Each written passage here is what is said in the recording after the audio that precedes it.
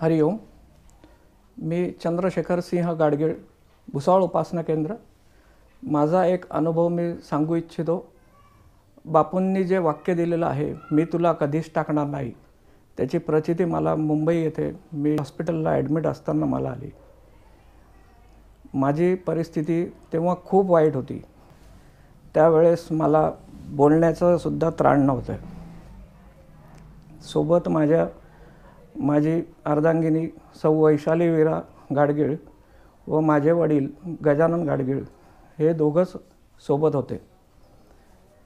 त्यावेळेस दवाखान्यात हे दोघंच असल्यामुळे जेंट्स वॉर्डमध्ये मला ॲडमिट केल्यामुळे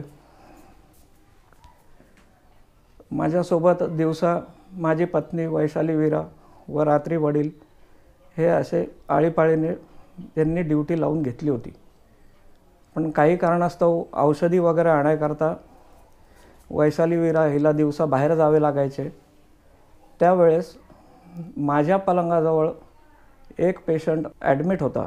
त्यांनी माझ्या पत्नीला एक दिवस विचारले की तुम्ही सोबत किती जण आलेले आहात?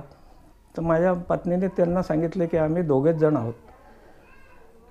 पत्नीने त्यांना सांगितल्यावर तो पत्नीला म्हणाला की तुम्ही तिघेजण आहात, तुम्ही दोघंच का बरं सांगतात? ही म्हणाले नाही, माझे सासरे आणि मी असे दोघंच जण यांच्यासोबत आहोत. तर त्या माणसाने सांगितले नाही, तुमच्यासोबत अजून एक तिसरा माणूस आहे.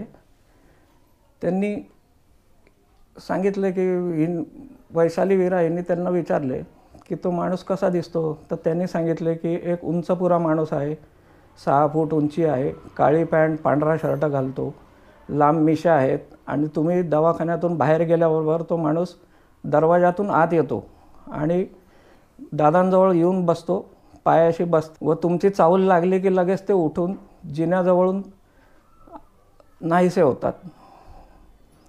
असे दरवेळेस होते की बापूंनी मला एकटे कधीच सोडलेलं नाही. हा अनुभव मला आलेला आहे. त्यामुळे मी तुला कधीच टाकणार नाही या वाक्याची प्रचिती मला त्यावेळेस आलेली आहे. हरिओम. श्रीराम अंबज्ञ.